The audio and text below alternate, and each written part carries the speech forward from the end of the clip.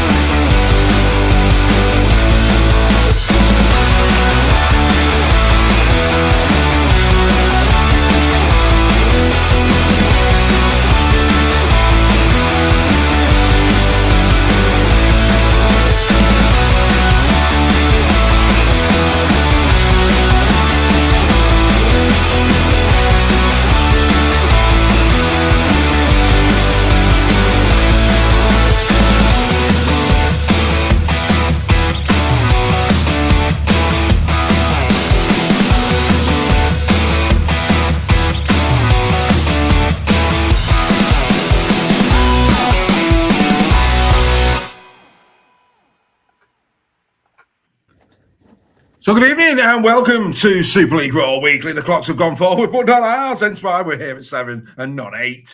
Good evening, everybody. A full panel as always. Good evening to Reggie, Steph and Joel. Good evening, sir. You well? Absolutely. Are our boys at the bottom? Mm-hmm. Absolutely. The best evening yes. after the week of Rugby League. Yeah, well, we'll get into that. You're a happy boy, I know. But, you know, because it's early and some of us have got work tonight, it's the Costa Coffee's open tonight, not the bar. Unbelievable. I know, Steph's on the parade. Good lad, Steph. That's the way to do it. Beautiful, beautiful stuff. But no, thanks very much indeed, everybody, for joining. Of course, now is the time to subscribe to the channel. If you've not done that already, please do. Share now. Whatever you're watching us on, share it. Let everybody know Super League Raw Weekly is here. There's nothing like this anywhere else online. We do it a little bit different than anybody else, and we hope we can keep you company for the rest of the evening. It should be a very, very good night indeed. Let's start though with the tragic news of Geoff Burrow. Of course, this was announced yesterday, I think it was. Time just goes so quickly, doesn't it? Such a shame, but I just take a little bit of solace in the fact that he and Rob will be sitting down for Rivals Round this weekend, and I'm sure they're going to thoroughly enjoy it. Mr. Nixon? Yeah, very, very sad news after a short illness, apparently. So, yeah, you know, you got to feel for the Burrows family. They lose Rob, and within a few years, Dad's gone as well. So, yeah, condolences to all the Burrow family and the friends. Very Absolutely. sad. Steph, you were there when Rob passed. There was no greater champion outside of Rob and Kev Sinfield than the Burrow family. And his dad was incredibly courageous. You could tell the bond that he had with Rob. Yeah, absolutely. I feel it's a loss to the rugby league family, isn't it? I think he endeared himself to everybody with how he presented himself and the Burrow family in that incredibly difficult time. So yeah, it's a real sad loss, and I'm just glad he got to see the Rob Burrow Centre open and things like that. But like you say, hopefully they're up there together for Rivals round this week. Absolutely, and Volstag's put the first Costa coffee in, and I'll go with him. I'm happy to raise a glass or a cup in my case to the memory of Geoff. And Joel, what I would say about Geoff, we know that those the children, the girls and the little boy of Rob, very very proud of the dad, but they'll also be very very proud of the granddad as well. Heartbreaking for those to have lost the granddad so quickly after the dad. Yeah, you've just taken the words out of my mouth. I was going to say that, you could see just how proud Rob was of his kids, and equally as important, you saw just how proud Geoff was of Rob. And I know many, many, many people are so proud of their kids, but, when you saw the such sincerity within his voice and the hurt, but really you could see that he was just so proud of what his son had achieved. And I'm sure that when he passed knowing that he'd done everything he could to help the family and raise them properly. And I'm sure that every single one of them are going to remember him for all the great times forever. And it's just my heart genuinely bleeds to the whole family. And I just hope that they can all try and enjoy the times that they had and think about them. Great words then, mate. Great words. I think we'd all agree with that. So, yeah, on behalf of course, ourselves and everybody who watches us, our deepest condolences to the Burrow family. May Geoff enjoy being in the presence of Rob once more. And I'm sure, like I say, they'll be sitting down, having a good catch-up and watching the great game of rugby league this weekend. Right, let's get into some merriment and chat. Not so much merriment, though, if you're a KR's fan. We did start with this. Yes, Willie Peters is off to the NRL in 2028. Of course, he starts his preparations next season. His departure will be at the end of this season. And as I've said there, don't forget your toothbrush, trophies, and perhaps Lytton and Lewis. Let's get into this one, boys. Let's get into this one. I mean, it's bad enough that Willie's going, and I'm just going to speak on behalf of Super League. I'll get that one out of the way straight away. It is a shame to see Willie Peters leave. I think he's been an incredible coach in our division. I think he's brought a style of rugby to Hull KR that any neutral would say has been a privilege to watch, and of course that has resulted in trophies. And like I say, I'm sure for many, many years, I think KR want to stand named after him, and rightly so. I think Willie Peters has been an absolute Trojan for brand Hull KR since he's been there. So as a Super League fan, I'm sorry to see Willie Peters leave, but there's no doubt about it, he deserves the opportunity. Greg, I mean, what we learned about Willie Peters this week is his integrity. The Manly job became available. He hadn't signed the contract with PNG at that point. Of course, he used to coach at Manly. And at no point, he said this on NRL 360, at no point did he think of not going to PNG. He gave them their word. He was always going to go there. And that tells you the kind of man he is. He does. And you took that word right out of my mouth. I think the one thing that we've learned about Willie Peters throughout his time at Hull KR is that he has integrity. And he carries himself well, he speaks well. He's obviously a great coach who knows how to get the best out of his players. So, yeah, last season, a couple of coaches were a little bit distracted, I think, by rumours from outside the game and maybe approaches to ply the trade elsewhere. If that's happened over the last 12 months, Willie Peters, he certainly hasn't let it show, and he's certainly given all his 100% attention to KR. And the success he got last season was well deserved for Willie Peters, as far as I'm concerned. And you can understand his decision. There's been rumours around him for a while, going back to the NRL. It's a new team, a new project. And without being disrespectful to anybody, he's probably done as much as he can in terms of trophies and plaudits for KR. I think it's a good chance for him to play his trade down under with a new team, a new project, and to build something special there as well. Yeah, absolutely, fully deserving. Steph, if you're a Hull KR supporter, I think there's no doubt, there is no doubt that Willie Peters potentially would look to take certainly Litton and Lewis with him. Now, whether they go or not, that's open to them. I mean, we know that they've both got young families. They might not want to go to PNG. And I think the saving grace perhaps for Hull KR fans is it's not Manly. I think if he was going to Australia, that could really be a draw. The fact that it's going to be PNG and it's going to be like a bubble, that might just keep Litton and Lewis in Super. We want Litton and Lewis in Super League, of course we do. But what do you think the chances are of them following him? Because I think they are the crown jewels and they are the most likely that he'd want to take. Well, it's an opportunity for them if they do want it. And what I would say, if they have got that ambition, then this is probably the best time to do it. If they are going to go over to the NRL, whether they do is another thing. Like you said, they've got young families. I think Mikey's got a child with a lady he's not with, so that could be very, very difficult for him. That'd be heartbreaking to leave your kid and do that. So whether that would be too much for him, I don't know. But I think. But if I may, though, on that, though, Steph, the flip side to that argument, and I understand why you're saying that, is Mikey Lewis or Jez Litton goes to the NRL, they're made for life. Yeah. And that's about providing for your kids. So that's a double-edged sword, isn't it? It is, but there's some things more important than money. You never get that time back with your children if that's for whatever. It's a personal thing, isn't it? I couldn't do that. That's not something I could do. And don't forget, Mikey Lewis is on phenomenal money at KR. He's still a very highly paid player. I'm sure he's not far off being made for when because he's still got plenty of years left as well. So, but it's with stuff like this, it's all a personal decision, and they've got to do what's right for not only for themselves and their career, but also the families as well. But in terms of Willie Peters, what a coach he's been for KR. He's absolutely turned that club around. Tony Smith did a good job there, but what he's achieved there is absolutely phenomenal. And I think KR fans should be pleased about the timing of this because it gives them plenty of opportunity to recruit a new coach. And also, you always want a coach to leave when it's good because it's a much tougher job to come in and rebuild a team. They've got the basis there of a team that could be competitive for the next 10 years if they play things right. So it's a real positive, I think, for KR, and I'm sure Willie will have a say in who gets his replacement. Yeah, absolutely. I mean, it's a rarity, isn't it? A coach leaving on their own terms. I think that says everything about the legacy of Willie Peters at Hull KR. Joel, in the chat, Craig Forth needs to give his head a wobble. He really does, talking about taking Liam Moore with him. I mean, how can anybody with that Penrith World Club Championship bring their head above the parapet where referee's concerned? Craig, get back in that Jack in the Box you've got, Chief. Deary me. But from your perspective, Joel,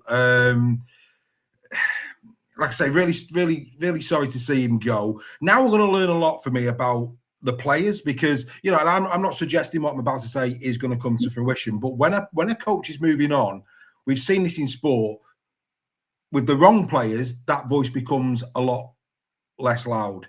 And I think we're going to learn a lot about the KR team now in terms of can they keep their foot to the pedal in this last year and send Willie off in style. I personally believe they will do so. What's your thoughts on that? Well, if I may add as well, we're also going to find out, what the club's made out of. We wax lyrical for the past few years now, how great the club has been behind everything, and that's been fruitful for the likes of Willie Peters coming in. So we're going to see just where the club direction is. Can they get somebody of a similar stature? Can they get somebody better? Who knows? Of course, Willie Peters has been the best coach that I personally think they've ever had. And if I'm wrong, that's fine. But I'm sure he is. I think So for the players in that regard, and I mentioned the club because are the club now willing to put some more money into the players' pockets to keep them? Because as you've both made you've all made some very good points regarding why they may go being younger. Some of these players. They may have more pull to go being younger. Us as being, a bit old now, older than what these players are. The decisions that we would make are completely different. But as regards the players, I think that they kind of know where the bread's buttered. So they know that they're a part of a system and an organisation that is thriving. They've got massive success. They're the world champions. And if that isn't a pull within itself to stay, let alone the money that they're going to put in their pockets, I think that says a lot about them. So for those that want to stay, clearly love the club, and those that want to leave, well, you're never really going to stop anybody. But I think the club should be trying their very best to keep what they've got, because once you've got that nucleus there, all it takes is someone great like Willie Peters to guide them in the right direction. Then, they can go on to do bigger and better things. Can they get the World Club Challenge again? Absolutely. But they've got to have the right things in place, and this is all down to the club. Yeah, mate, absolutely. Again, couldn't agree with you more. Adam Walsh, hello, Adam, mate. Hope you're well. He said, happy with Saints with Justin Holbrook. Wolf came in and took us to a new level. So if Jolie's right and the KR boys know where their bread is buttered, maybe a better cheer batter is on the way. Who knows? We'll have to wait and see on that one. But yeah, outstanding stuff. So there you go. Willie Peters off. A bit of a sad day for Super League. Great for Willie Peters. And you know what? He's one of them. He's one of us, isn't he? I think we'll all watch that development of PNG with great interest. And of course, not just KR players. He knows a lot of the other PNG boys over here very well indeed. There's no doubt about it for me. He was on about building a leadership group down there in PNG. And I do think some of the current best PNG players in Super League might just be getting a little phone call from Willie, especially if their contracts coincide with Willie's move down under. We wish him well. Right, okay. A couple of people have been caught out. Down here in terms of 7 o'clock. But it's great to have your company. Hello to Paul Boardman. I hope you're well as well. Let's get into this then. So last weekend, of course, was the 30th anniversary of the Betfred Super League. Oh, yes. 30 years of bliss, boys. 30 years of bliss. And yeah, I thought we'd have a bit of fun. Let's have a bit of fun. Get in the chat, folks. Let's have a little bit of fun. Let's have a little bit of fun. Right, we'll do a round robin on this. We'll see how you get on. We'll just keep going through you all on this one. So, boys, 1996 was the year that Super League, of course, was given to us. But who were the first 12 inaugural teams? Reggie, I'll let you go first with your first guess. Oldham. You're going Oldham, and you will be correct, sir. Steph? What's a Workington? Correct, Workington. Great shout. Often, I was wondering, was he going to go Whitehaven, but you're spot on. It was Workington. Joel? Are we talking championship clubs here that were in Super League? No, we're talking the first 12 teams in Super League in 1996. Who were they? Well, Huddersfield were in it, weren't they? No, Mr. Scholes, they weren't. Deary me, sir. Good Lord, no. Reggie, back to you. Warrington. Yeah, the Y were there. Steph? St Helens. Were there. Joel? Leeds were definitely there. Leeds were definitely there, you're right. Mr. Nixon? Wigan were there, yeah. Steph? Wakefield. No. Joel? Was Widnes in? No. Greg? Paris Saint-Germain. Correct. Reggie's flying. Steph? Oh, yeah. Castleford. Correct. Castleford were there. Joel? I'm sure was Wakefield. I know Wakefield were big. Steph's went Wakefield. Oh, right. I knew they were big in 80s and 90s, weren't they? We said Whitehaven. They're not there, mate. Greg? Sheffield. Correct. Sheffield were there. Steph? Who's left? I think we've got 3 left.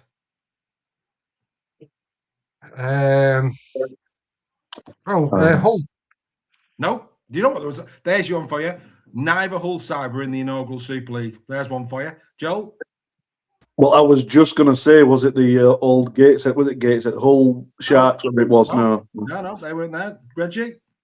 Was Halifax in there? Halifax were in there, which leaves us with just the one.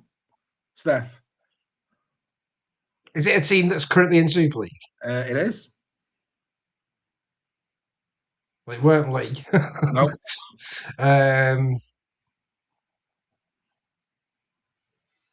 It weren't Catalan. No. We've had Paris.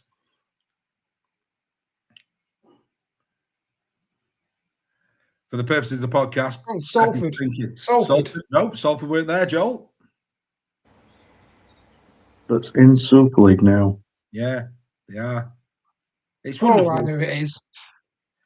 Steph knows it. Go on, Steph, for time. Bradford. Correct.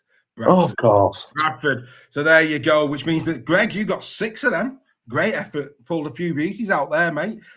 Steph with Workington. Great shout. Joel, Huddersfield. What a shocking effort that was. Right, come on then, Joel. Redeem yourself. Who has been beaten the most in grand finals in the era of Super League, Joel? Hey, listen, I got Leeds on the last one, so I got that one right at least. You did, mate. You got one. I know. Yeah, you're right. Go on, mate.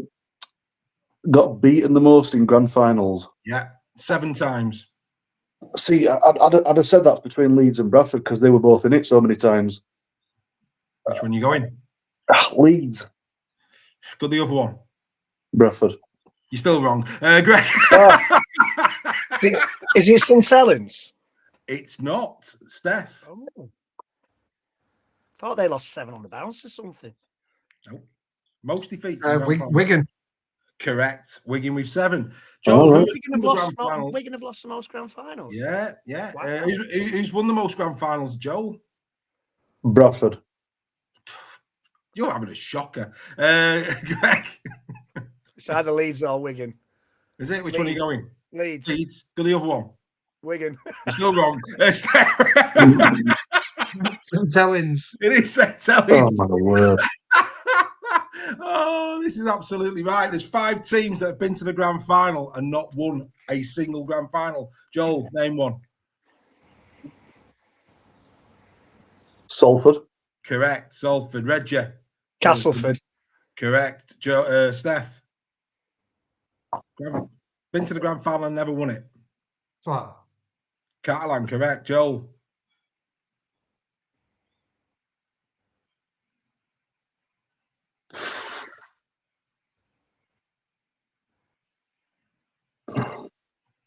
Come on, Joel. Look in front of you. Warrington. Correct. Warrington. And Reggie. Hull. Hull F. Oh, I was going to be pedantic there, but yeah, you're right. Hull FC. Hull FC were there as well. Well, Right. Hull KR as well. They've been there and lost it as well. Sorry, OKR, yeah, as well. We're not having a bonus point. But no, they've won it. They've been to the grand final and never won it, was the question. Come on, Steph. Come on, Greg. Get into the detail. Into the detail, Reggie. This is Super League Raw. Dear me. Good point. Well made, mate. Steph, which team finished bottom of Super League in 2007 but were not relegated?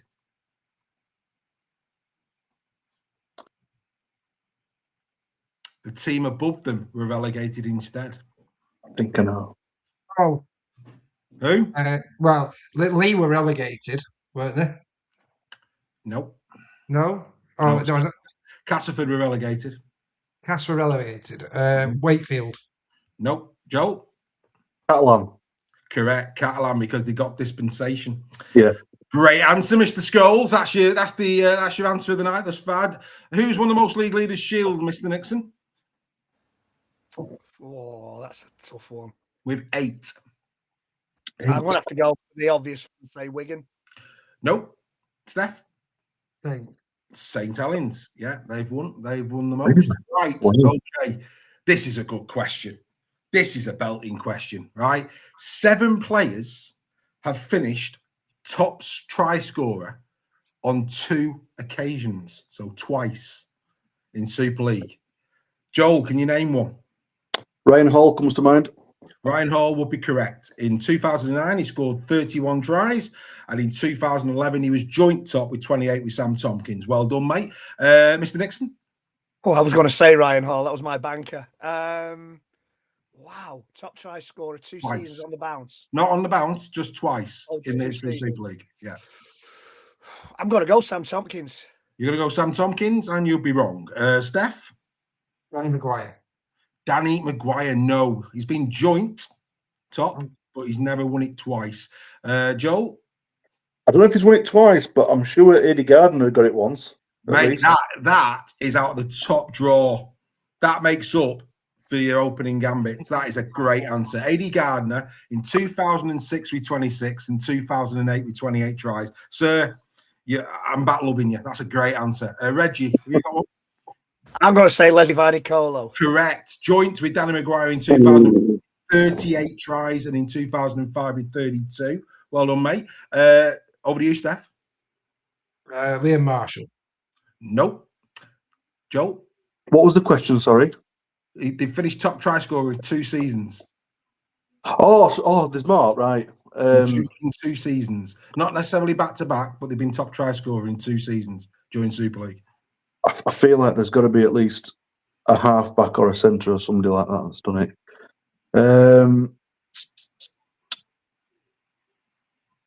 Paul Deakin. No. Reggie? Josh Charlie. Josh Charlie, 2012 with Wigan, 32, and the following year, back-to-back 2013 with 34. Steph? How many are left? People are helping here in the chat. There is 1, 2, 3. 3 left. Is there any random ones like the Eddie Gardner? No. There's one that I don't think you're going to get. I'll be honest with you. Mark Calderwood. Nope. Joel, we'll go around one more time. Joel? Right, I know Jermaine McGilvery got it at least once. You got one, yeah, he did. Just the one, right? Just the one. And I can tell you that was 2015. He scored 27 tries. Yeah.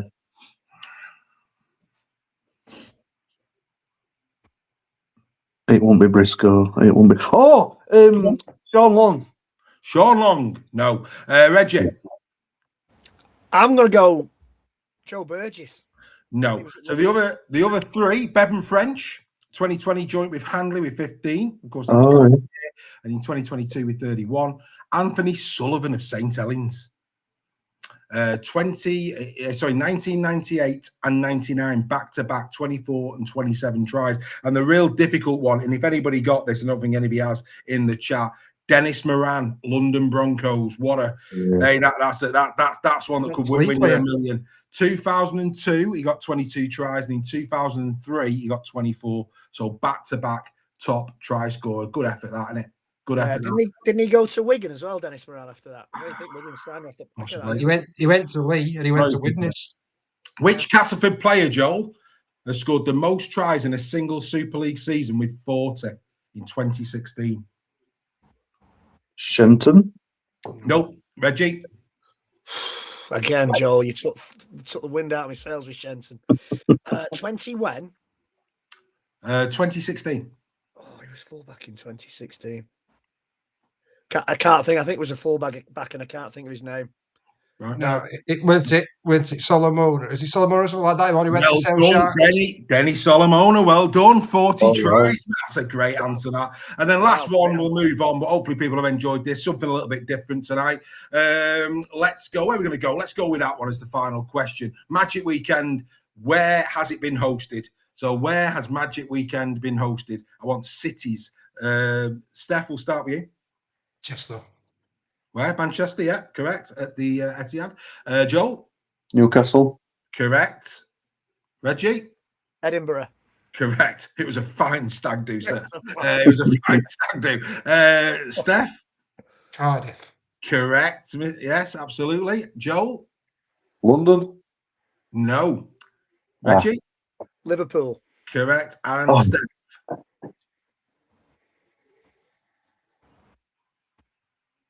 We think Coventry or something like that. No, it was the worst ever Magic Weekend. Leeds. Yeah, Leeds. Yeah. It was a shocker, which I know you were, mate. I know you were. Which basically means, Joel, you got 7, Steph got 11, but the winner with 12 is Reggie. Well done, Reggie. Great effort. Congratulations to you, my friend. Happy days. Right, let's get the little man in. Here he comes. What Would Oliver Say is proudly sponsored by South Coast Lane Carpets. From shag pile to vinyl, nylon to wool, you are guaranteed to find the right fit for your home. Contact them today and tell them Oliver sent you.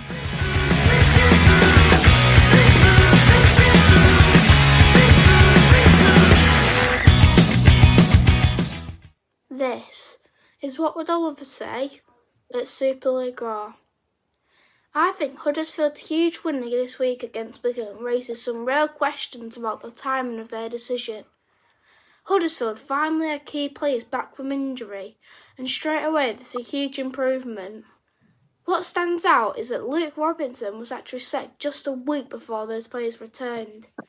For most of his time this season, he was working with probably half a squad, which makes it very difficult to fairly assess performances.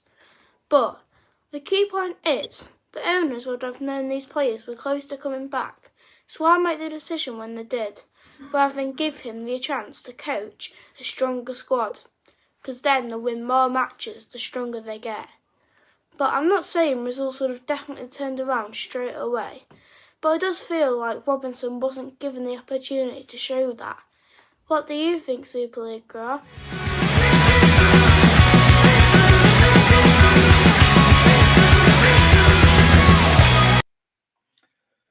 There you go, little all. We hope the job interview went well wherever you were going on.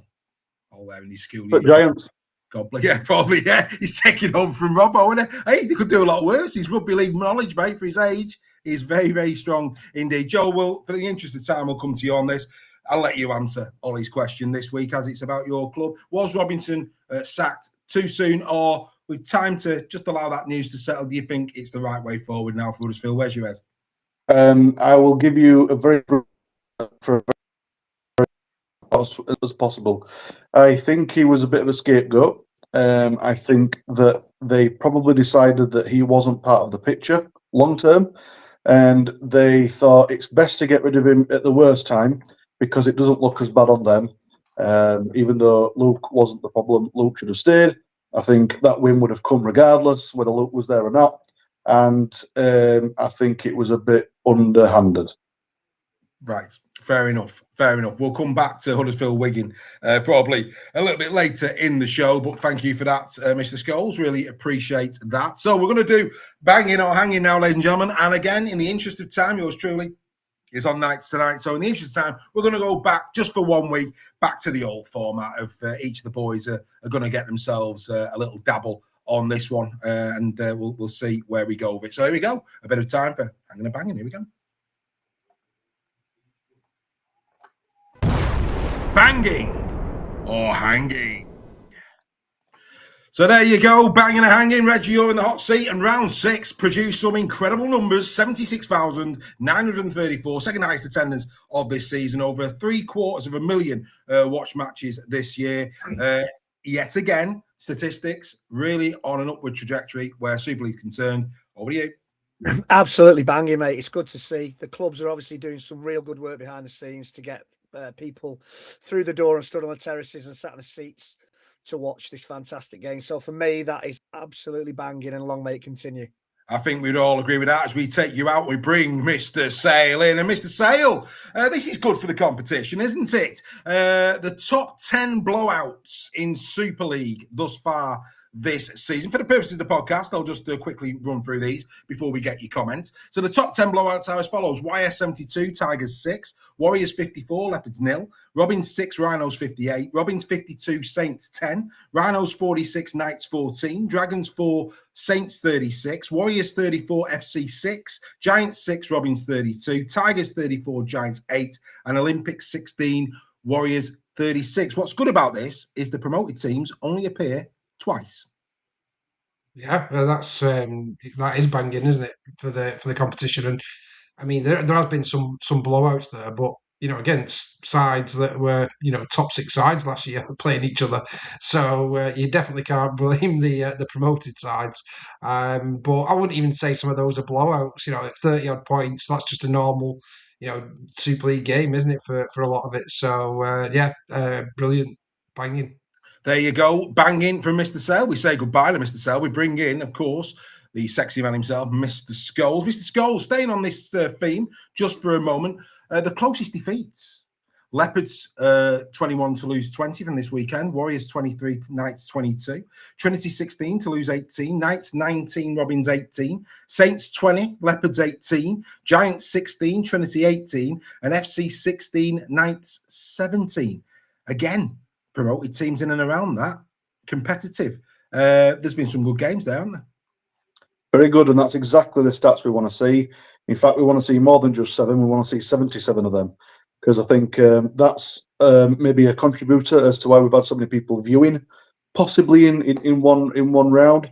But that's the kind of scorelines we want to see week in, week out. That's what helps us as a sport and people get interested in close games.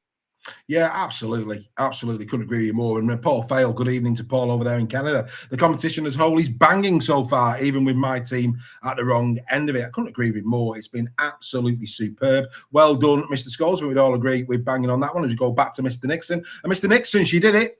Tara Jones in the middle, making history, Wigan against Huddersfield. How did she do? I think she did very, very well. Thought she did a great job. Yeah, no arguments from me. And I think the respect that's been shown, the thing for me more than that is the absolute respect that's been shown to her as well for carrying that out from the clubs, from the fans, from the rugby league, from people outside of the sport as well. So, yeah, I think she did well. She's running the line for some reason down in the south of France this weekend. Not quite sure why that decision was made because I thought she did a great job. Yeah, I think Tony in the chat's getting the wrong idea there. It wasn't about which was the better games, mate. It was about the biggest blowout. So the top one was the highest, the bottom one was the lowest. Put the beer down, Tony. Put the beer down. It's only 7 o'clock, mate. It's only 7 o'clock. That's what I'd say to you, mate. But great to have your company as always. Right, let's get to Mr. Sale. I think, yeah. Let's go here. Oh, this is a good one for you, Mr. Sale.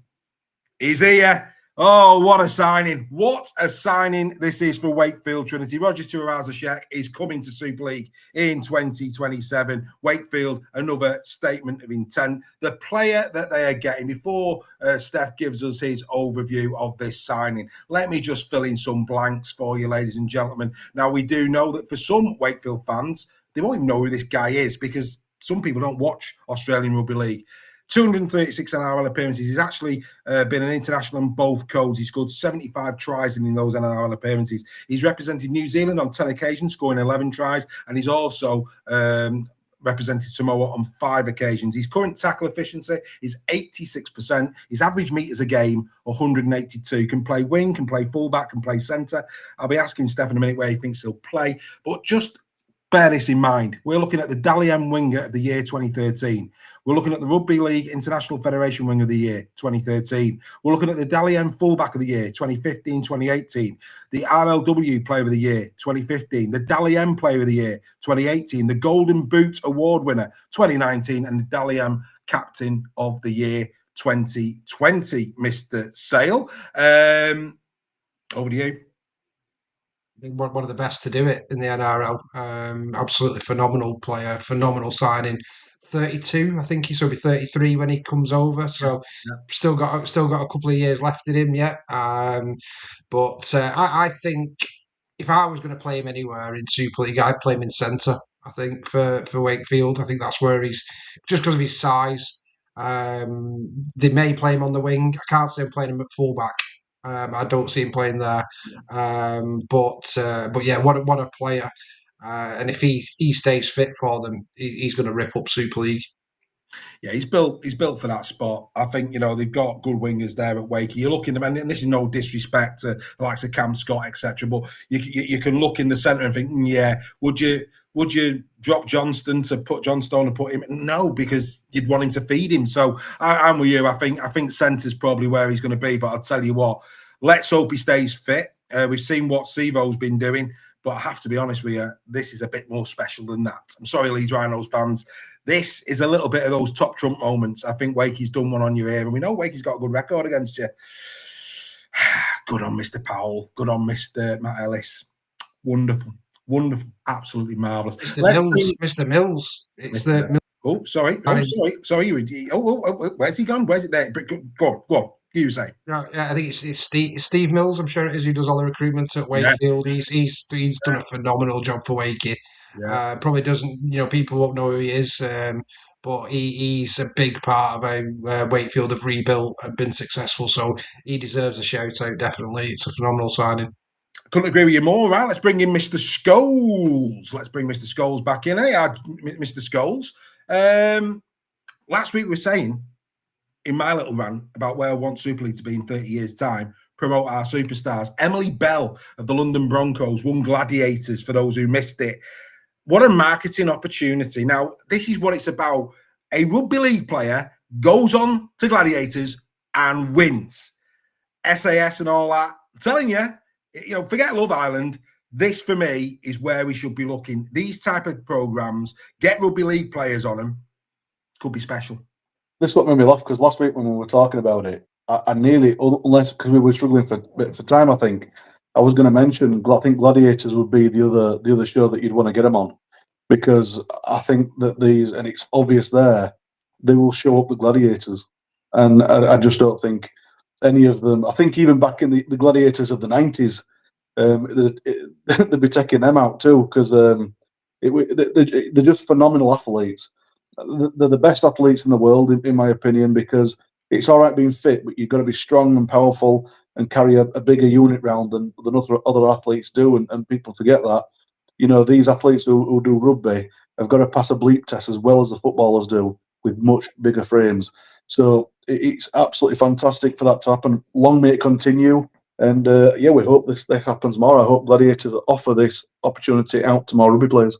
100%. Great that she won it. And of course, I can't remember the name, but I know I think it was second row at Leeds was on it as well and did very well. But Emily came through and got the win. Little comment in the chat from Laura Quinn. Hello to you, Laura. Hope you're enjoying Super League Raw. Max Jowett is being offered to other clubs. So she's assuming that Roger's going to full back. Tell you what, if Max Jowett's being offered to other clubs, somebody's going to pick him up, because he's a fine player, is Max Jowett. But hey, you know, you talk about, just for Simo, you know, you've got Millsy there bringing in RTS down at Wakefield, and you know, Chris Chester brings in Jake Fewless. But actually, I'm only joking. What a great signing this is for a month for Casford Tigers, Steph. Greg. That was a bit naughty, that, Dave. He's a good player. He's a good player, is old Jake. He is outstanding. He was second highest try scorer for us last season. He was. Do you remember how many he got? 15 from just 12 appearances. 16 in 20. Yeah. Well, I knew it was something like that, but you know what? This is banging for Jake, because he's been knocked down the pecking order a little bit after featuring a lot last season due to injuries. We brought Smith in, we've got Ashton back, we've got Lindop to come back. You know, who can play wing or centre. We got Kai to come back that'll push Josh back out to the wing probably. So I think for Jake, he needs to carry on playing. He needs to keep his fitness up. He needs to keep playing first team rugby. And I think it's banging for both him and for Tigers, because he'll score some tries for Tigers if he gets his opportunity. Yeah, absolutely. Couldn't agree with you more. Absolutely sensational stuff. We wish Jay well. I think that's a great signing. Absolutely great signing. For me, and this will surprise many, if it was a choice between Michaeli Ravalawa on the wing and Jake Fewless on the wing, I'd have Fewless every day of the week and twice on a Sunday. Genuinely. I think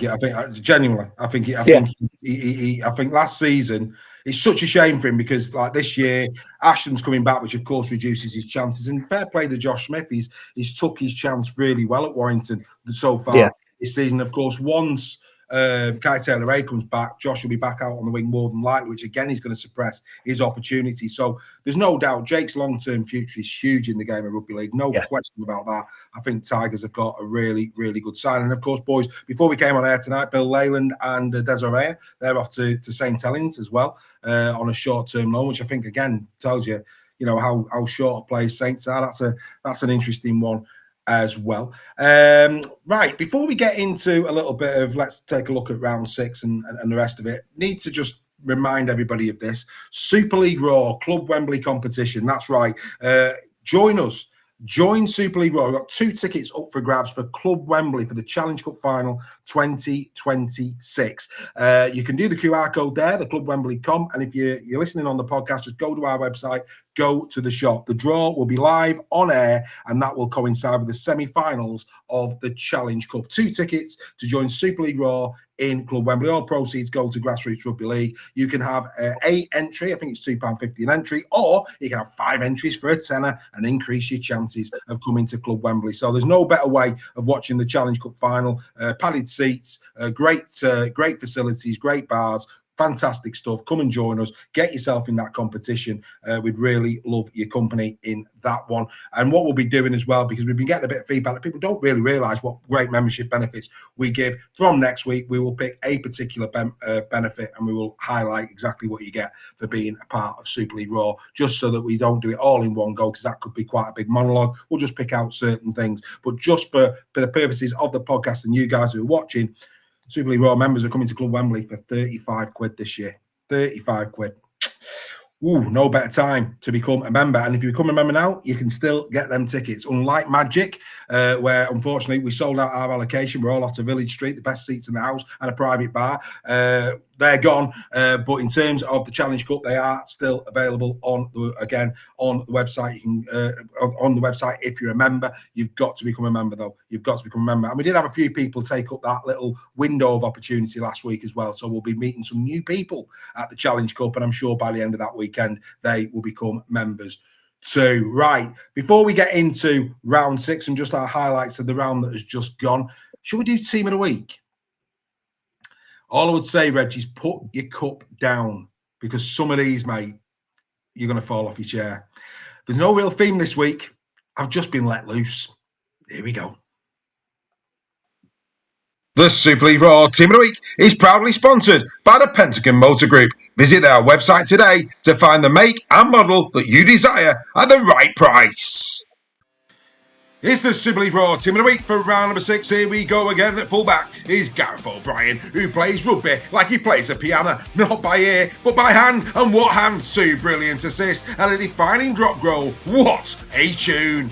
At 2 is the Tash-tastic Joe Burgess, who despite his Tom Selleck produced a fine left edge display, but you don't need to be a private investigator to see that the third is a crime. At 3 is Christian Kryptonite Mapapalange, back from injury and injuring the right edge of the Bulls defence time and again. What a player this boy is. One of the signings of the season, perhaps. At 4 is Ash by name, turning unbeaten runs to ashes by nature. Sivo fell over the line whilst Hanley took on the line to create space for Sivo to get the plaudits.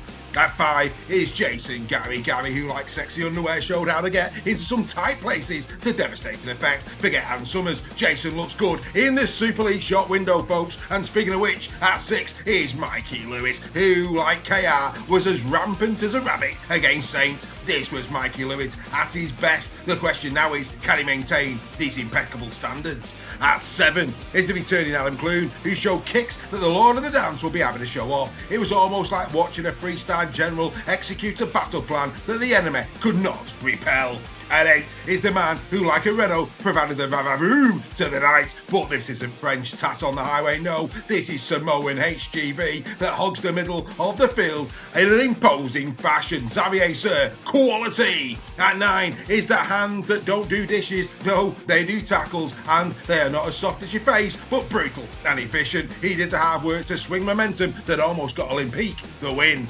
At 10 is Caleb Hamlin-Yulee. Take out the N and replace it with T, as this man could be the new front man for the cigar, as when it comes to devastating front row happiness is a Caleb called Hamlin. Let's all smoke a cheroot in tribute. At 11 is a model O'Donnell. Yes, he may be a small miniature replica of Kai, but folks, didn't Asher announce his arrival at the Brick Community Stadium? Simply superb.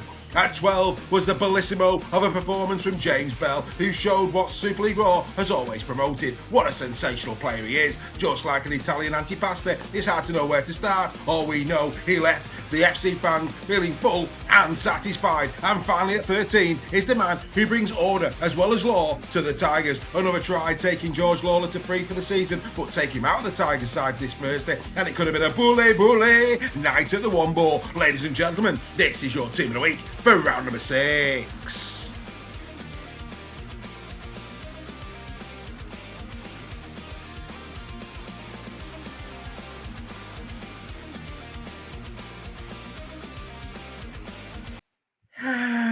There you go. There you go. Lovely. Lovely. Hope you enjoyed that one. But there you go, the team of the week for round number 6. Mr. Dixon, over to you. Yeah, there's not a lot I can say to that, is there? Yeah, pretty good side. Ash Hanley had a great game against Warrington. He kind of opened the door for the big lad outside him to just walk over on a few occasions. Jason Gary, I mean, I know we're going to talk about the last round that's gone, but what a round it was for wingers. And Jason Gary was one of them. And Burgess, hat-tricks all round. So, yeah, well deserving of the places in the team.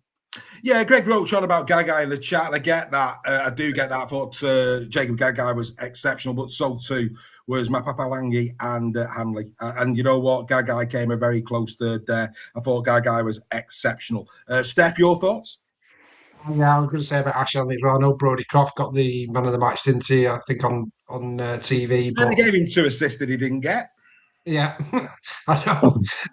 But yeah, I thought Ash Hanley was absolutely outstanding in this game. He was brilliant, as was Gary in the Cass game. Mapalangi's been outstanding, hasn't he? So very, very good. And Asher O'Donnell, showing signs of his older brother Kai in this one. I thought he had a really good game. I'll tell you who's doing really well, James Bell. He's making a real impact, isn't he, at FC? So yeah, some really, really good players there, mate. Yeah, well, people were a bit filthy that again didn't give James Bell a point this week, and I gave one to young Moy, and the reason I gave it to Moy, there's been a lot of pressure on that young kid, and I thought he came in and he really stood up well throughout for the full 80 minutes. And don't get me wrong, James Bell was exceptional. So hopefully the black and white supporters forgive me, because he was one of the 2 second rows of the round without any doubt whatsoever, and rightly takes his place in team week. Joel, your thoughts on the team, mate? Yeah, very happy to see Xavier Var in there. I think he's been a catalyst for York this season. He's been so good. His work rate has been outstanding in every game he's played. So really happy to see him in there. And I think Mapalangi as well, and it's already been said, he's been a real shining light for Cass this year, and I think they're all so excited to have him, because it's players like Mapalangi that's going to help him get over the line a few more times than not. So yeah, excellent. And obviously Gary to get in there too. We like Gary here at Super League Raw, and he gets the just desserts for his hard work. Yeah, and people basking in the glory that Casford have got a better, that Castleford beat Bradford. Just steady down. Come on, it's a long season. Enjoy your time, but it's a long season to go. People also question the fact that, of course, Huddersfield's performance at Wigan was a great team performance. What team of the week at Super League Raw is about who was the best in their individual position this week. So, for example, Niall Evans, Gareth O'Brien. Nobody can take anything away from O'Brien. 2 assists, the drop goal in the end of the game. He was pivotal. He was man of the match. For me, that's what got it in. But Niall Levels was really good. I've already explained Gagai. Tom Burgess really took it to Wigan down the middle. But Xavier Var and Hamlin Yule were just better. They did more meters. Yes, a worldie of a pass. I get that. Great ball out to Douglas. But, it's about what is a prop forward there to do. Run hard, tackle bust, etc. Those boys had it. So, like I say, Carbon Army fans, love your team, but I'm never, ever going to see shirt colours. I'll always go with who I believe is the best player in their position this week. Hence, that team of the week and Summers and all. I could see Reggie. He was enjoying that moment in the piece. Right, there you go. So well done. That's the team of the week this week. Let's have a quick chat about. Let's start here, shall we, Reggie? We said last week, again, remarkably, that one of my visions for Super League in 30 years' time is we would have a proper pre-game show. And what do you know? 30th anniversary comes around and Sky do exactly that. What did you make of it, mate? Yeah, I thought they did really, really well. I'm glad, because I might not see the next one in 30 years' time. You're doing the 40th anniversary, mate. Okay, no. 108 to be a good age. You'd be a good age, 108. Yeah. I love him to bits, but I don't see him getting to that. I'll want to go long before that. No, I thought they did all right. Not so sure about some of the choices for the all-time 30-year Super League team, but I thought the bringing in the old players, bringing in the old faces. I even got nostalgic over old Eddie coming back here and doing a bit. So yeah, it was a good show, a good build-up. Getting the sons, the dads and the lads together to have nice. Was a really nice feature. And then the list of lads and dads played in Super League, they missed a couple off, but all round, yeah, a decent celebration as far as Sky was concerned, I thought. Yeah, I agree. Good evening to Rebecca Frey. Thank you very much indeed for the coffee. Good to have you back, and we hope that you enjoyed Headingley. I have to say, Joel, funny enough, though, with regards to what Reggie just said about Carl Harrison and Terry O'Connor, imagine playing against them. The two sons looked scared, sat between them, let alone players that played them. Well, you saw Big Moz and Barry as well, as I thought, oh, flipping heck, you know what I mean? that could have been tasty there because he said he wanted to have a shot at him. So that was pretty good, wasn't it? Do you know what? I wouldn't have put it past Moss as well to have done him. Yeah. I generally don't think there's much love lost there. No, they get on really well, don't they? Bless them. Outstanding stuff. Absolutely outstanding stuff. Right, I'm gonna have a bit of a nibble here now at my old mucker Steph. Steph, I know you love him, but Jamie Lyon, one of the two centres of the all-time Super League 13. You're having a giggle, surely. I still think he's the best centre that's ever played in Super League. Yeah, but yes, and don't worry, I'm going to butt as well. And it's probably even better coming from someone like myself who does rate him as the best centre to ever play in Super League. A bit like the team of the week, team of the month that we do. It's about consistency, isn't it? And doing it over a period of time. He was only in two seasons or 3 seasons, 2 years, yeah. So that for me isn't enough to get in a list that's been played over 30 seasons, you know. So he was, like I said, the best to do it in Super League at centre for me, but shouldn't have been in there all the time. No, I actually looked at League Express as well. Gary Schofield's in there picking his all-time. He put Andrew Johns at 7. It's a kick in the teeth. It's 30 years of Super League. How many games did he play? Played 3 games. 3 games? Games. No, don't get me wrong. If we're picking the all-time greatest ever, yeah, of course, Johns is in there. But come on, it's a kick in the teeth to players who applied their trade in Super League over 30 years. You know, I mean, what must a player like Mark Percival be thinking? You know, Jamie Lyon. And look at what Percival's done for St. Helens over that period of time.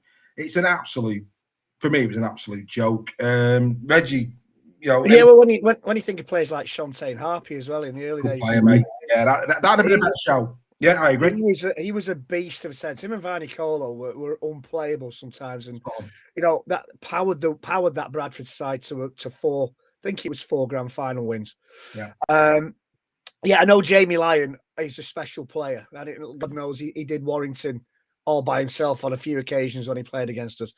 But I think it was an easy pick. I'm not disrespecting you either, Steph.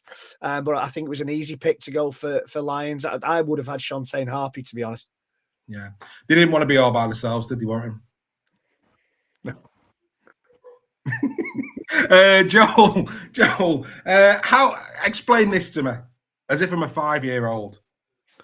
How does back-to-back Man of Steel Paul Sculthorpe not get in to an all-time 13 Super League side and Andy Farrell? Can somebody explain that? I think that tonight we're thinking our brains are just connected because that was my next point I was going to make.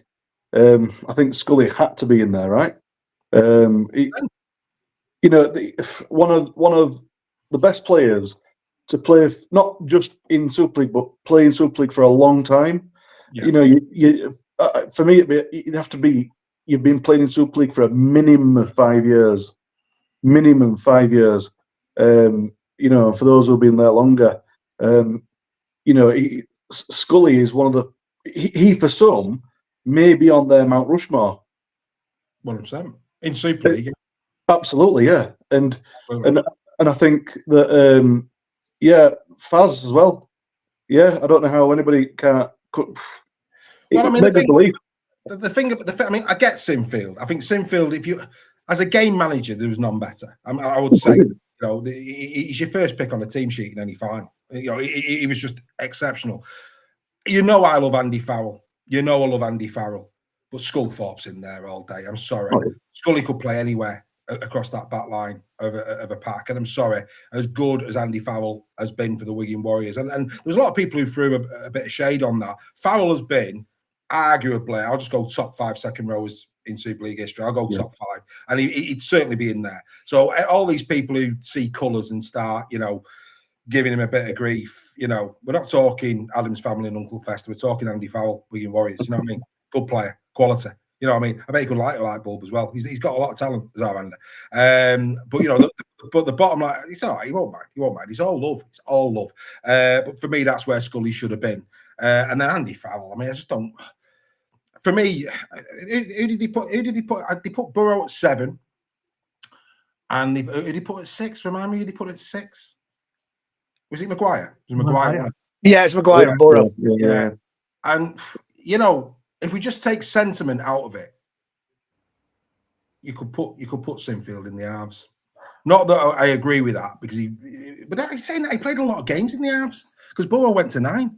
So actually, yeah, it was a Sinfield Maguire combo. And don't get me wrong, Rob Burrow, and I think this is where at times we've all given Rob ultimate due respect, one of the greatest players ever to play Super League. But should Rob have been in that 13?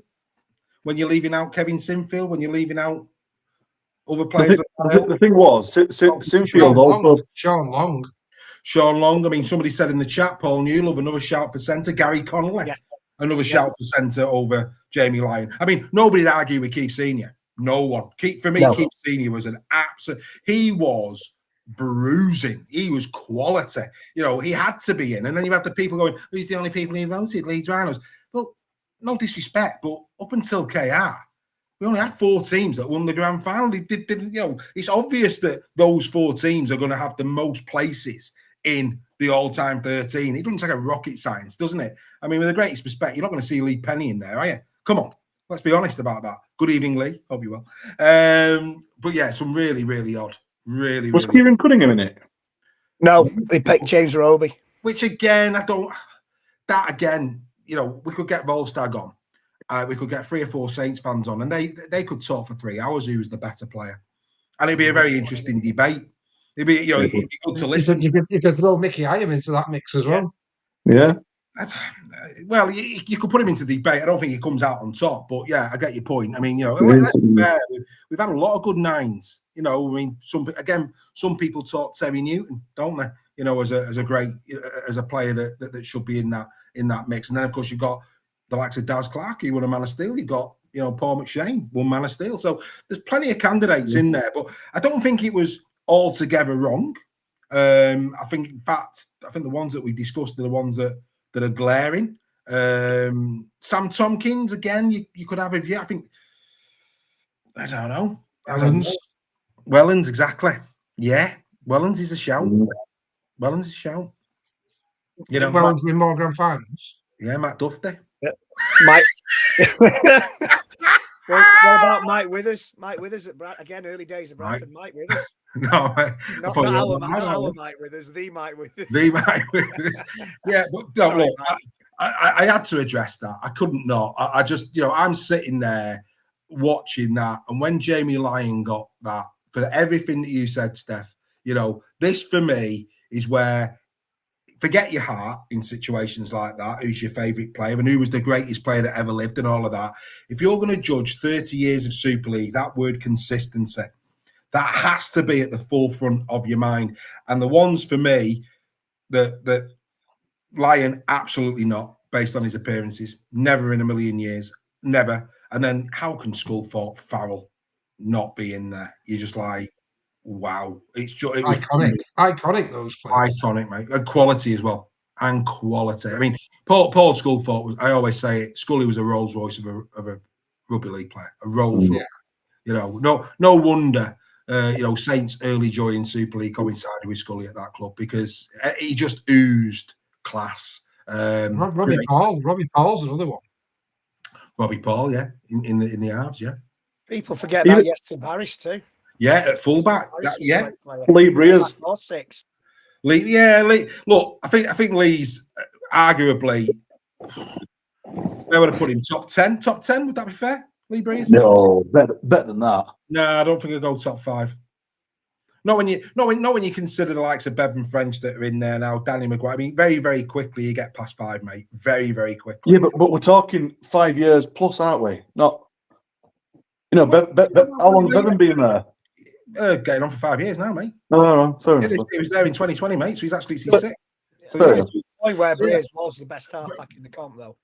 Look, Breers, and it's like now, Breers for me never got the plaudits he deserved at the time. But as we sit here now and we're saying who are the best halfbacks, and Lee's not in the top 5. No, but I think you got to have some criteria in terms of never won a Man of Steel, never won a grand final.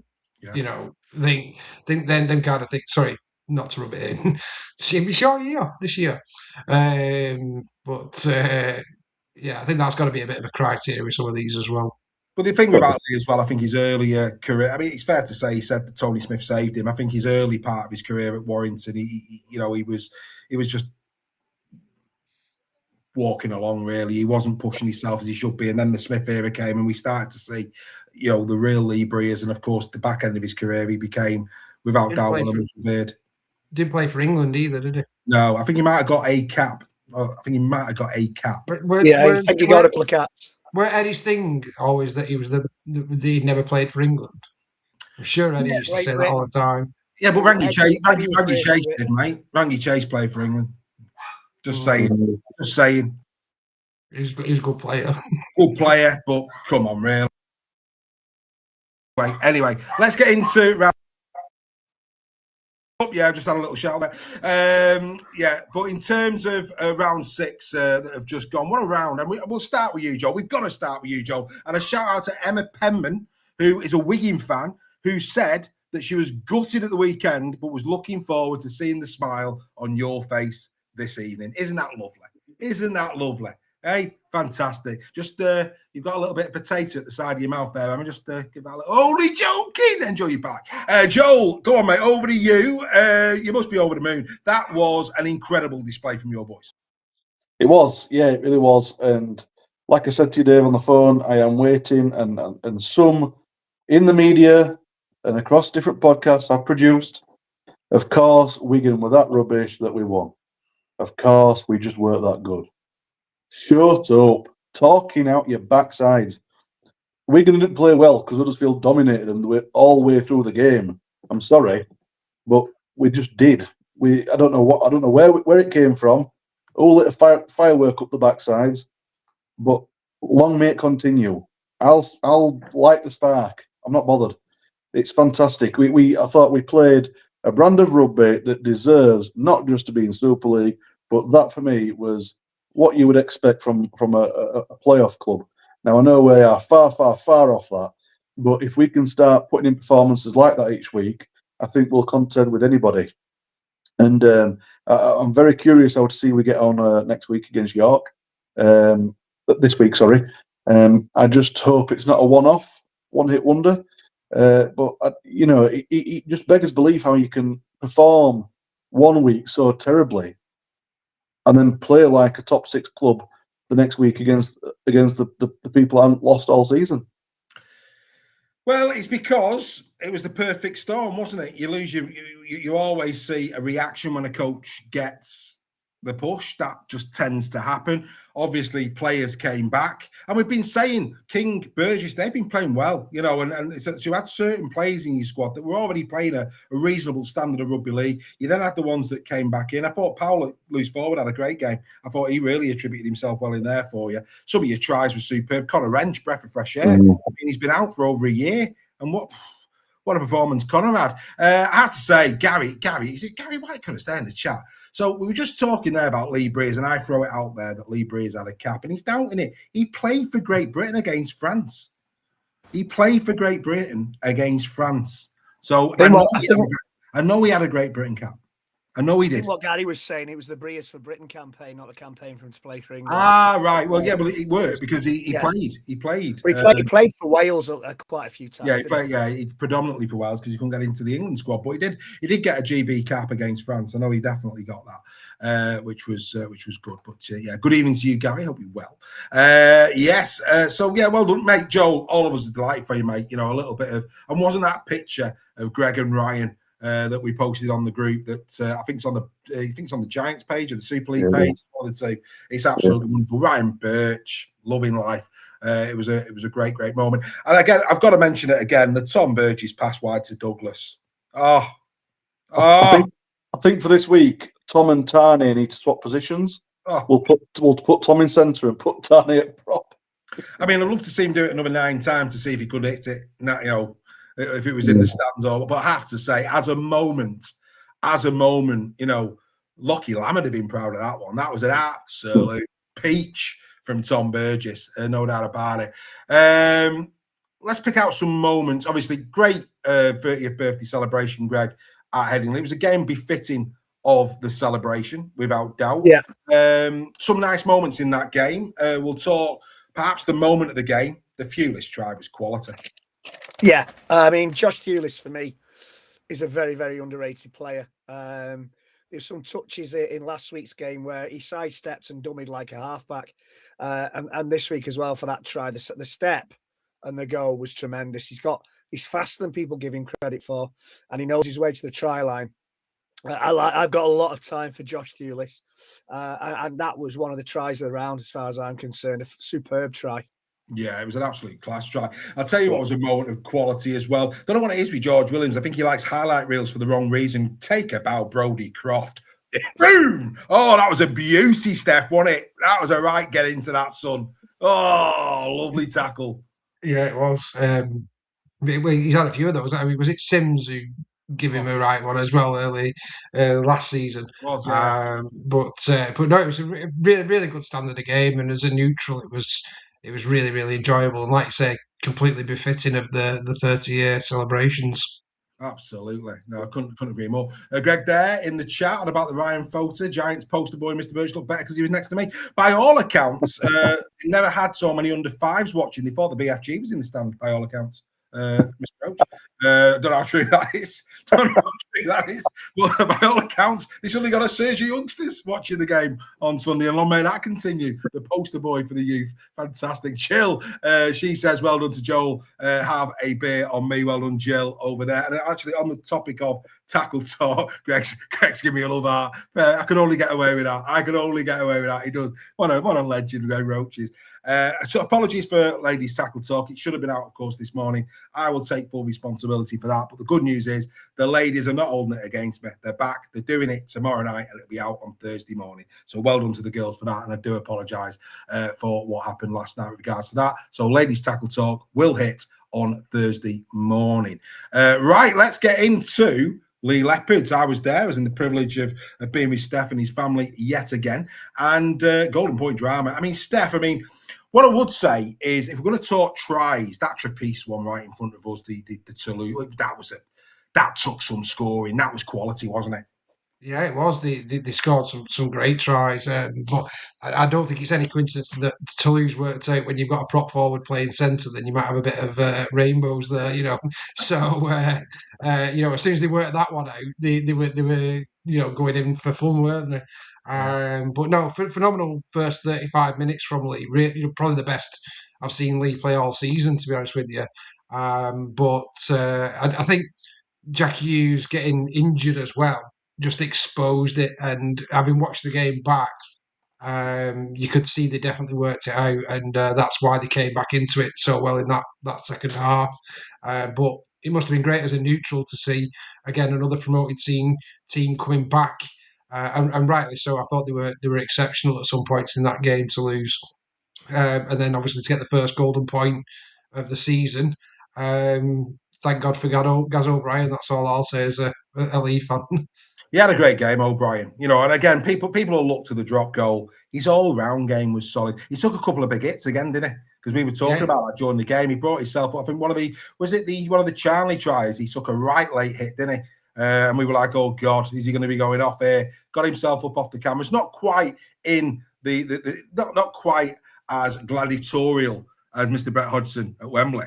Not quite as gladiatorial as that, but he got himself off the canvas and put in one hand. And do you know what? With the greatest respect, you wouldn't want that ball in anybody else's hands 15 metres out from the sticks. Golden Point, would you? No, I mean, we talk about the players who've done it consistently in Super League, and I know Gaz is never going to be anyone's list, but if you did a list of the most impactful game-winning drop goals, Gaz would be right up there, wouldn't he? How many times he did it at Wigan when Lee won that famous 1-0. He did it with the Salford OKR game. He's done it in this. It's he's so good at it. And he's playing for his spot in that league team as well. It's going to be very interesting, given Cook's slow start at Lee, whether when we get Bailey Hodgson or David Armstrong back, whether Gaz goes into the halfbacks, because he's been playing that well again for Lee. he more than deserves his place in that side. So yeah, it'd be very interesting and probably a good one for Adrian Lamb, and probably justified why Adrian kept hold of him, even though we did recruit a halfback. Good question in the chat. We've got time this evening, Greg Roach. Good question, that, Mr. Roach. Who would the panel choose to do a drop goal if their life depended on it at the end of a game? Sean Long would be high on that list. The amount of times he put a drop goal over against Warrington in his career, I think Sean Long would be well up there. Reggie, would you go for on that? If I was to pick an easy pick, I'd say Lee Breers. If it was go for a bit longer ago, I'd say Joe Lydon, Widnes and Wigan. That's a shout, Lydon. Yeah, like Lydon's a shout. Lydon's a shout. Steph, who are you going with? Luke Gale would be up there, I think. Gale, yeah. Good shout. Good shout. Yeah. Yeah. Joel? Well, I think one of the best drop goal kickers ever, just to go really, Paul Failme, I appreciate this one. Norman Turley. I think he has the record for the most amount of drop goals. Neil Turney's dad. Paul Bishop, he'd run him close. Good evening, Paul. I'll say just before we get to Joel's answers to that, did you get the question, Joel? Something about drop goals. Yeah, so if your life depended on it, who would you want to take your drop goal for you? Pat Richards. Yeah, good shout. He did, if you remember, I can't remember what year it was. Was it 2006, 2007? He did a drop goal from nearly halfway line, and it won the game against Warrington? Warrington or St Helens? Well, they'd have probably been in the top division. It's probably a safe bet as opposed to from earlier. You know, I'm not going to lay that down. You know, from earlier, question one. I'm just well, you come up with some belters. I do forgive you. Carry on. Yeah, but it's entertainment, Dave. It is entertainment, and you are very entertaining. Speaking of entertainers, Alex Murphy, that's a shout in the chat. Johnny Wilkinson, Steve Cartledge, Steve. Come on, Steve.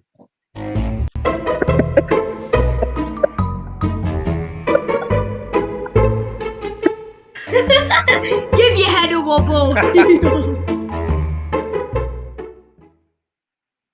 Wow. That is ace. That's scandalous. If it weren't for the fact he's almost like a second brother, he'd be evicted. That is absolutely, on a rugby league podcast, that is shocking. Shocking. That's a yellow card if there ever was one. Wow, I do apologise profusely for those people that are viewing the chat. They've had to put the sunglasses on, their eyes are hurting that much. They're burning at the very thought of that. Unbelievable. But anyway, well done, Mr. Roach. Well done. Great. Right, Reggie, Craven Park. Yeah. Delaney. Set the tone. He never got any better from there on in. With the injuries that they've had, you felt at some point Saints weren't going to come a cropper. They did badly. KR desperately needed that. KR were quality. Let's not take anything away. That was the brutal Hull KR that we've been seeing throughout 2025 and for periods in 24. It was a statement win for Robins that they're not going anywhere, and probably just a state of affairs for Saints. Would you say at the moment? It was, I think you said this about the Wigan-Huddersfield game, a perfect storm. Yeah. And this was a perfect storm for Saints. The injuries, they've been playing busted for a few weeks now. Players coming in and out, they've had some loan players this week for their biggest game of the season so far. And at some point in this season, KR had to click. And I think, unfortunately for Delaney, that mistake on the very, very first play of the game put them on the back foot that they didn't recover from. No. We're always under it, weren't they? Yeah, 174 days since KR last played a home game. They had to put on a performance for that good crowd. In Super League. Yeah. But they had to put on a good performance. It had to click at some point because they're too good a team to keep playing as they've been playing over the last few weeks. They've had a lot of focus and attention. They've had the travel to Vegas. We know what that can do to a team. They've had the World Club Challenge and all the extra pressure that brings. So, unfortunately for Saints, this was a game where the injuries hit home. playing busted hit home, Hull KR. Once they got sniff of blood, they were like a great white. They just didn't let go. Mikey Lewis back to his best. Joe Burgess, that try where he made Saylor look like he made Saylor look older than me. Yeah, it wasn't a good look. It was like Farriman at Huddersfield. There was times where Farriman just didn't seem interested in tackling.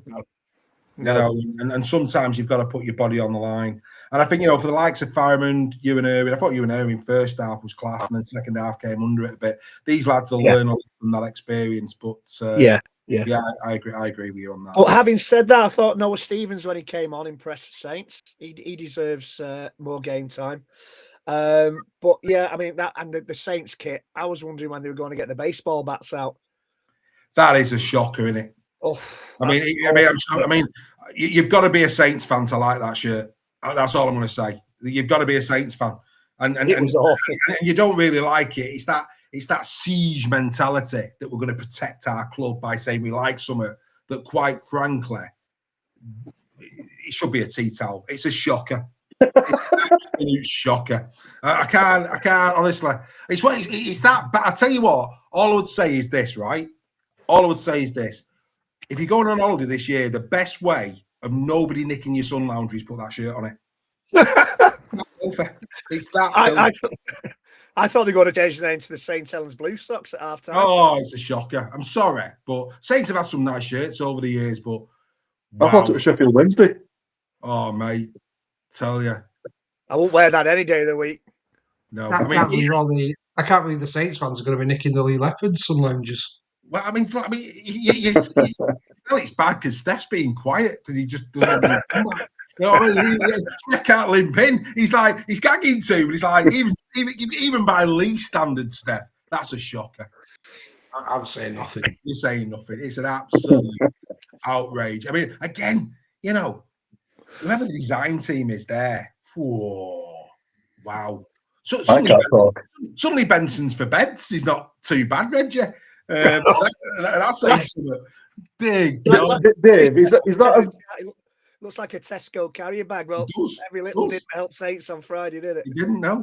Can that beat our lilac and charcoal? Oh yeah, mate. You're no longer the worst shirt. Actually, do you know what? On the field, it didn't look that bad.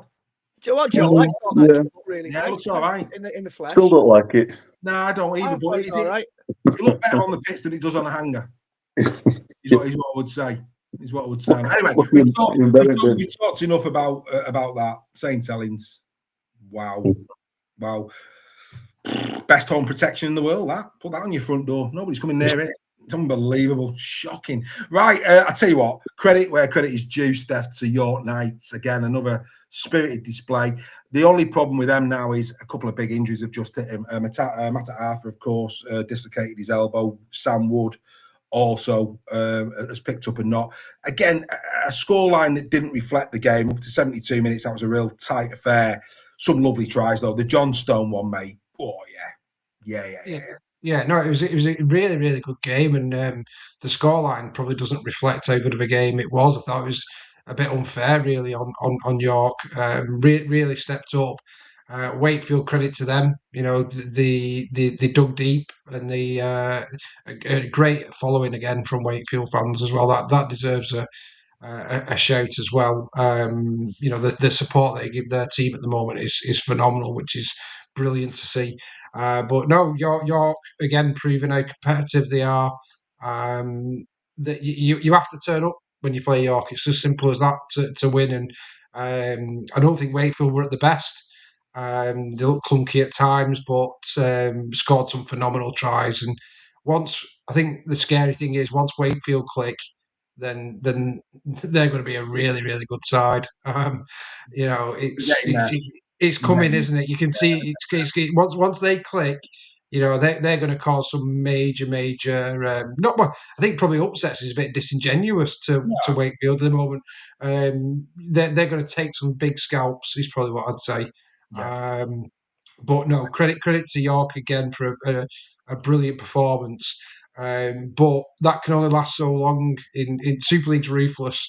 They can't just be a team that puts in really good performance. They need to continue to pick up some points, and When they play weaker teams than Wakefield, then I'm sure they will get the points as well.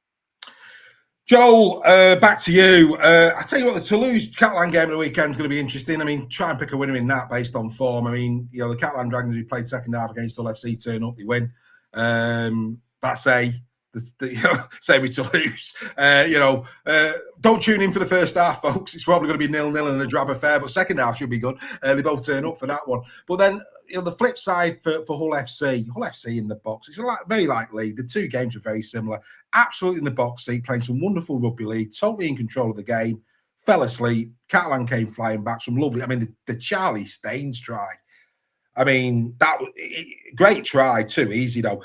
If that Hull FC team, and I hope it doesn't, because as a neutral, I want to see a real good tussle in that Hull derby. We haven't seen competitive Hull derbies for a while. KR have been on top for so long, but if that Hull FC second half turns up at the weekend against KR, it's going to be another bloodbath, isn't it?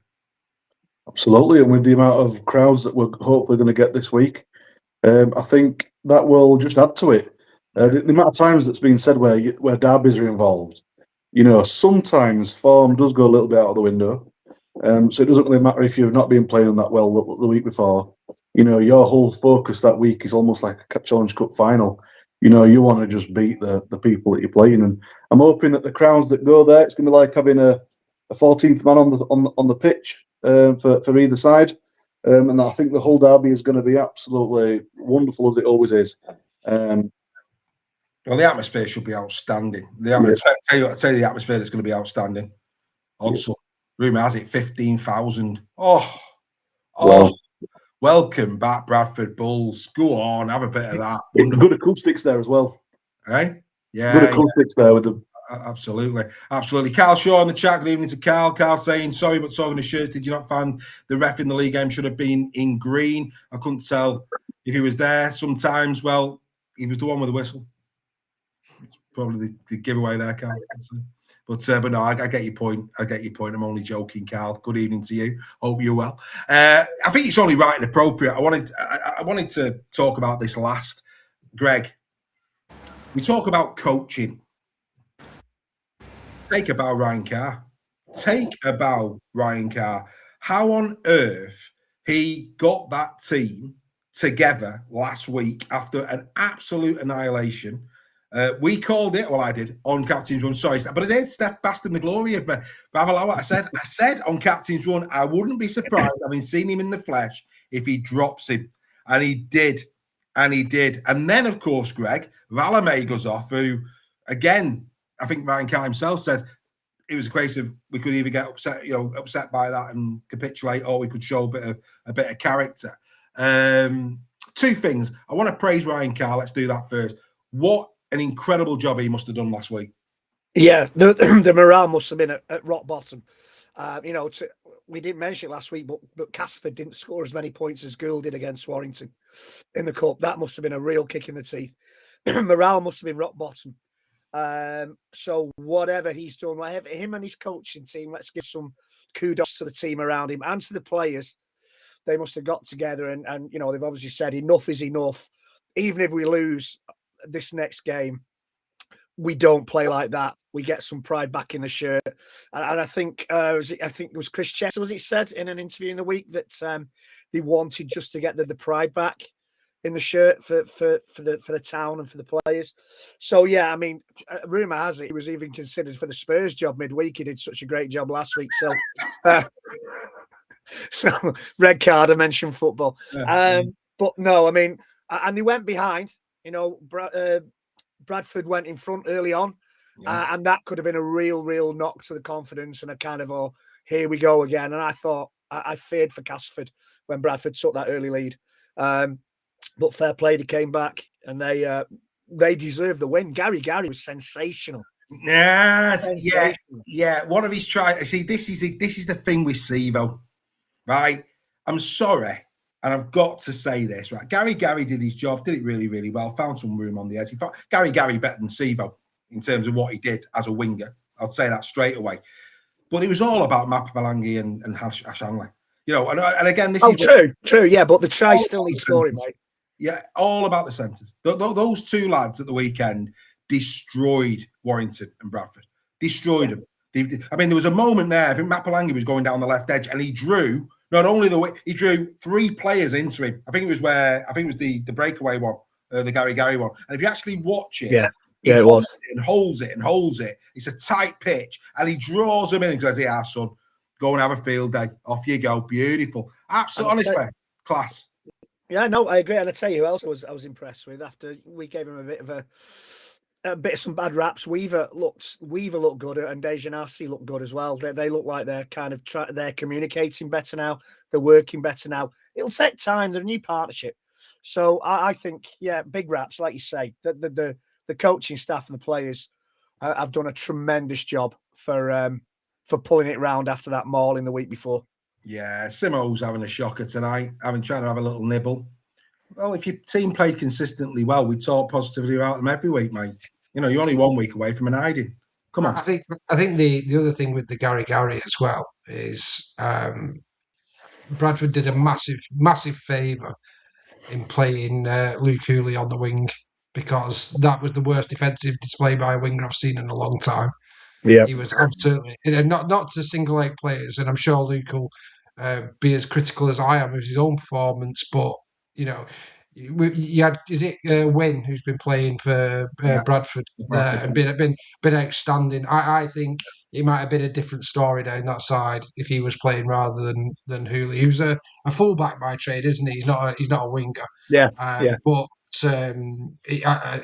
it was very, very. Gary did a great job. Really good job, and I totally agree. You know, it's funny how they're saying they were writing Cass off. Well, if you lose 72-0 the week before, you are going to get written off. But what we are appreciating is what a great turnaround that was, and that's where Cass fans should take some real optimism for me. That you can have a good hiding like that and then come back. That's phenomenal to do that. But were you written off beforehand? Yes, and rightly blooming so. Absolutely. You know, team played well. Forber had a great game. Just seeing that in the chat, Forber. He had a great game, and it's like Thulis coming in as well. It will improve them definitely. Right. But you can't claim the moral high ground when you've just been thumped 72-0. Nobody predicted that they would do that, apart from the diehard Cass fans. Well, but that's a great thing for Cass. You know, that's a real positive going forward for them, and really does show that Carr can turn that around.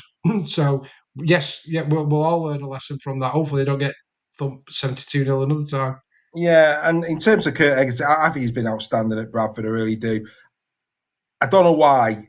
When I saw his pre-match, I just 100%. Felt this isn't good, because he was almost saying, I mean, how can this be going to be one of your toughest games when they've just been pumped by Warrington? No. Again, let's take ourselves to the start before a try had been scored. You know, when you go into that game, you're thinking probably going to be a Bradford win based on the week before, right? And everybody probably conceded that, right?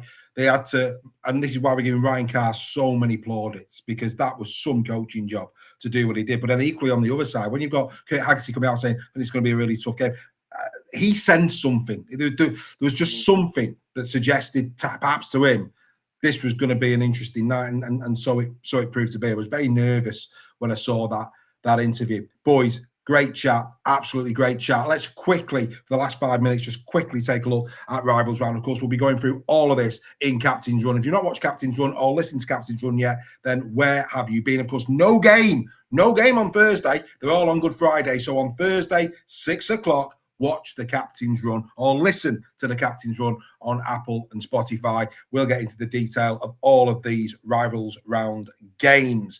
I don't really want to go to the obvious. We'll do it in Captain's Run. I'm not doing predictions. I think the narrative here going into Rivals Round, one, I think for at last we've got a pretty good Rivals Round.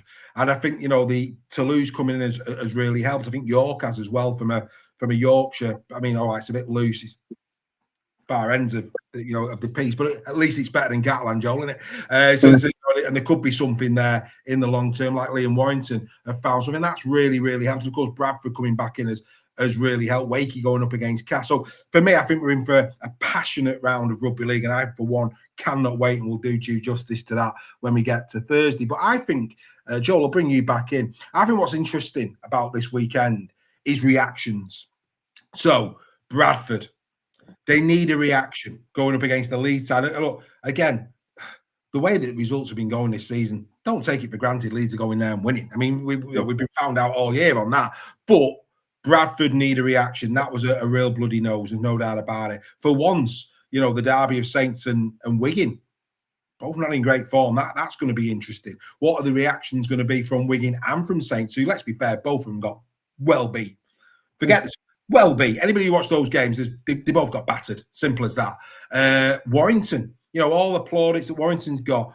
What's the underbelly like? It's very good when you're winning. Now Warrington have just had the first. And don't get me wrong, it was a very competitive. It wasn't a bad loss. It was a competitive loss. But again, going up against the Lee side, we know how passionate those games have become over the years. What's Warrington's response to that? That's going to be interesting to see. So there's a lot of that going on. Would you agree this week? Yeah, and I'd like to just kind of go back on the two slides that you had earlier. You had the slides of the biggest blowouts, and you had the slide of the closest games in the league. Now, we've got to remember that this year especially, we said that was going to be a much more competitive season, and you would expect to see very close games, and you would expect to see some blowouts. That's just how the game of rugby goes. So for those that are, all I'm saying is just be mindful of your own teams. Just because you might have one good week doesn't mean you're going to have loads of good weeks. Huddersfield beat Wigan this week. Does it mean that we're the best team in the league? Not a chance. It's just one win. But the thing is, what it does show, though, Dave, is exactly what you've just said. Because of these blowouts or these shock losses and wins from this last week, it then goes into forward, some question marks, especially for some bigger clubs. What are they going to do going forward? Saints, how are they going to react with the injury crisis that they've got going on? Lee have got a big game coming up. Lee need to start getting some points on the board fast. And I know they will be doing. They'll be doing that as the season goes along. Warrington starting the season absolutely fantastic. Can they carry it on? This is at the point now. We're at the stage where everyone says, from round 7 onwards, you kind of get an idea of where people may or may not be. It's not always guaranteed, but at least we've got an idea. And there are some people down at the bottom, like Cass, who have got a chance of winning a few games. They've got to run with this now and really take Wakefield on and hopefully get a scalp off them. If they do, that's fantastic. Great for the league, and it's great for Cass. But then you've got people like Wakefield who are dying to get a win because they want to keep playing catch-up and be in them playoff positions. So there's a lot of things involved. York are coming to play Huddersfield. York will have a little bit of a question mark now, thinking, are they going to be able to turn us over as easily as what they might have thought of last week? So there's a lot of question mark. There's a lot more questions than there are answers right now, and that's exactly what we like for Rivals Round. And I think that's going to go well for the rest of the season. It's great for our sport. Jeopardy. That's what the word, jeopardy. And for once, Simo, well done. That is perhaps your quote of the evening. Long old season. Well said, Joel. 1 week at a time. No team should get ahead of themselves, and fans need to chill out a bit too. Very good advice, Simo, especially if you're going to throw shade at Super League Raw for giving your team some praise this week. Because if Wakey do you at the weekend, it can always flip back the other way. Anyway, that's by the by. Good to have you coming in. Now, ladies and gentlemen, lots to look forward to throughout the rest of the week. And, of course, for those of you who have been keeping an eye on our YouTube channel, you'll know that we've got some roving reporters this year at Super League Raw. Instant Reaction, of course, has been coming thick and fast. Gutted that Joel and Greg and Ryan didn't bother to do one this week. I thought that would have been absolutely exceptional. But never mind. They're obviously Sorry, I couldn't. Shocking. However, we all, what the beautiful thing about Super League Raw is that everybody is welcome in our community. Everybody. We've got, people who have got life troubles who find the community a safe place to be. We've got people that are neurodiverse. We've got young members. We've got, of course, the great women following in our community that have now got their own podcast and doing a sterling job. And we like to bring people in. And we have now got, without doubt, our youngest ever instant reaction. I was proper getting it in the ear watching the Toulouse game. I'm trying to watch a game and over here, I'm getting it in the ear. A new roving, the next Jenna Brooks in the ear. I want to do instant reaction. So if you haven't seen instant reaction, it's a bit different to what you're about to see, but it's only right and appropriate. Young girl, wanting to show her wares and wanting to show her love for the great game of rugby league. It's only right and appropriate that we give her the Super League Raw treatment. So here she is on debut, our Darcy.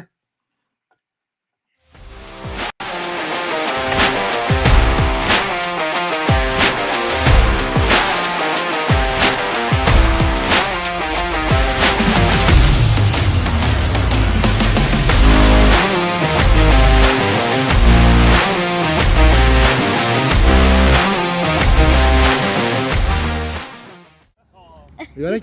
Yeah. So here we are with the only opinion that matters at the LSV today. This is little Darcy. Darcy, how are the Leopards today for you? Honestly, amazing.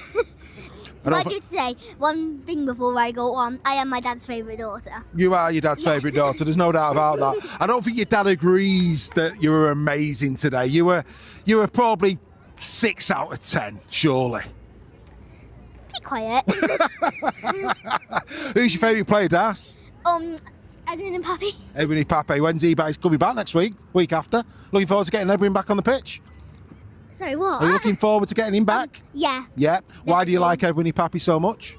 Honestly, well, long time back in primary school. Well, oh my God, I'm still in primary school. In reception, his son actually went to a school in nursery. Okay. So he was like right at the door and stuff. It was amazing. Amazing. And it was on a Friday, match day. So he waved at me and yeah. So there you go. That's why Edwin and Pappy's Darcy's favourite player. You come to Warrington next week, so we get to see you all again. Can the Leopards come to Warrington and win next week, do you think? Well, firstly, Lee better win. Lee better win. Do you think they'll win next week against the Wire? Hopefully. And then you got the Wire the week after in the Cup. Do you think you can beat them 2 weeks running? Nice. Yeah? You do. Right. What would you like to say to the Super League Raw audience? I just want to say I will be back for next time. She will indeed. This is me and this is Darcy live at the LSV. Well done, Das. Sadly, my sister is very annoying, so she can't go on. Fair enough. What would Darcy? What would Darcy do? Firstly, if we won, obviously celebrate. If we lost, I'd probably grab my dad's beer and throw it at the other team. That's not very nice. No, your dad wouldn't let you do that. It's a waste of beer. Anyway, not to worry. From me and from Darcy at the LSV, we'll catch you again soon. Well done, Das.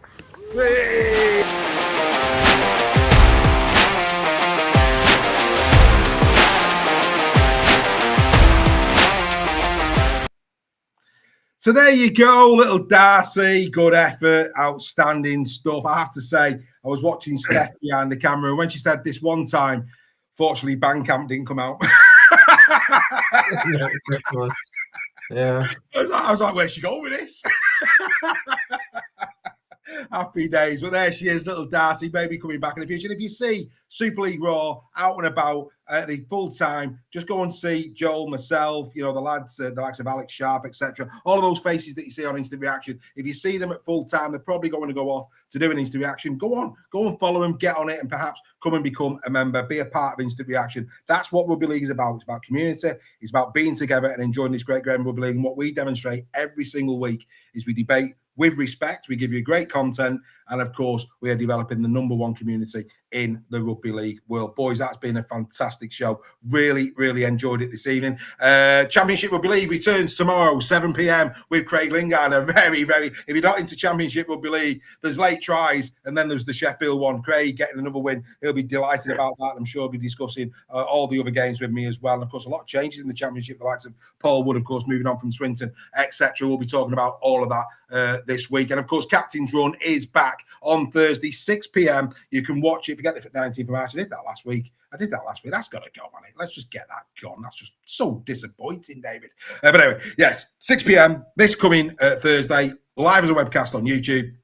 Or if you want to listen in the car on the way home from work or on the way to work on Friday morning, you can get it on Apple and on Spotify. You can now go and enjoy, the members out there, you can go and enjoy the after show party. It's an early show. You used to be playing out until 10 o'clock, so I can imagine that could be quite busy this evening. So get yourselves over to the after show party and go and have a more debate about what we've said and all the rest of it. Go and enjoy yourselves on that. Whilst yours truly, has got to go and do a 10-7 shift. Happy days. Ladies and gentlemen, on behalf of all of us to all of you, we will be back usual time, 8 p.m. next Tuesday for more Super League Raw Weekly. Enjoy your rugby league this weekend. Bye for now.